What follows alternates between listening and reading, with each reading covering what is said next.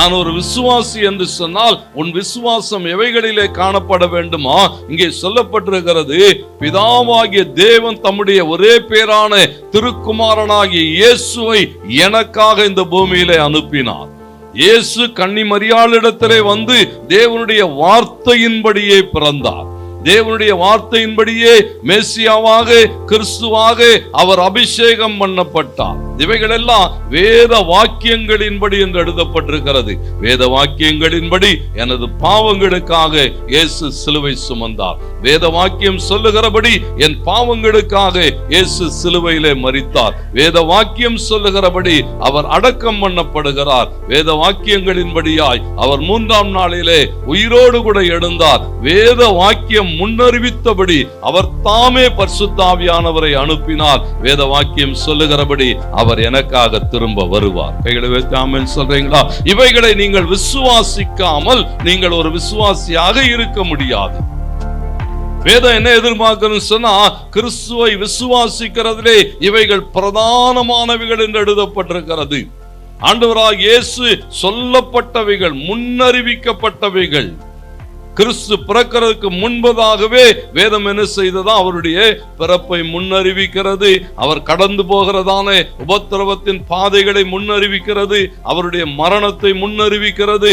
அவர் அடக்கம் பண்ணப்படுகிறதையும் அவர் அந்த மரணத்தை ஜெயித்து உயிரோடு கூட எழும்புகிறதையும் வேதம் நமக்கு முன்னறிவிக்கிறது.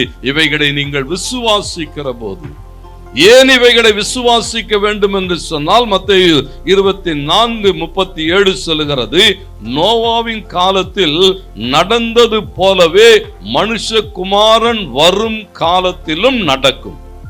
ஆண்டவர் என்ன எதிர்பார்க்கிறான்னு சொன்னா, நோவாவின் காலத்திலே ஒன்று முன்னறிவிக்கப்படுகிறது. நோவாவோடு கூட தேவன் பேசுகிறார். ஜலப்பிரளயம் வந்து இந்த ஜனங்களை எல்லாம் வாரிக்கொண்டு போகும். பூமியிலே ஜனங்களுடைய அக்கிரமம் மிகுந்திருக்கிறது, பாவம் பெருகி இருக்கிறது.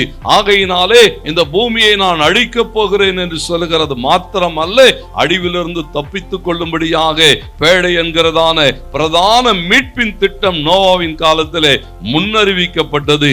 அப்போஸ்தலனாகிய பேதுரு சொல்லுகிற போது சொல்லுகிறார், அந்த பேழையிலே 8 பேர் மாத்திரம் காக்கப்பட்டார்கள் என்று எழுதப்பட்டு. ஏன்னா முன்னறிவிக்கப்பட்டதை விசுவாசித்தவர்கள், முன்னறிவிக்கப்பட்ட அந்த பேழையினுடைய மீட்பின் திட்டத்தை விசுவாசித்தவர்கள் அவைகளுக்குள்ளாய் கடந்து போனார்கள்.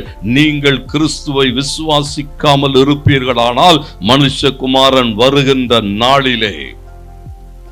ஏன் விசுவாசம்? இங்கே பாருங்க, தேவ பிள்ளைகளுடைய விசுவாசத்தினுடைய விளைவுகள். நீங்கள் சரியாய் அவரை விசுவாசிக்கிற போது அந்த விசுவாசம் எவைகளை கொண்டு வரும் என்று சொல்லப்பட்டிருக்கிறது. அப்போஸ்தலர் 16ஆம் அதிகாரம் 30-31 வசனங்கள் சொல்லுகிறது. அவங்க கேட்டாங்க, ஆண்டவன்மாரே, ரட்சிக்கப்படுகிறதற்கு நாங்கள் என்ன செய்ய வேண்டும்? பதில் என்ன வருது?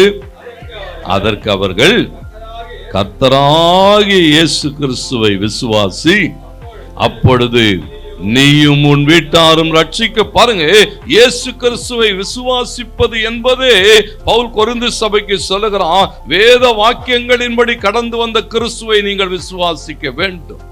அவர் எனக்காக பிறந்தார், எனக்காக அவர் என் பாவங்களை சுமந்தார், எனக்காக அவர் அடக்கம் பண்ணப்பட்டார், எனக்காக உயிரோடு கூட எழுந்தார். இதை நீங்கள் விசுவாசிக்கிற போது ஒரு ரட்சிப்பு உண்டாகிறது என்று சொல்லப்பட்டிருக்கிறது.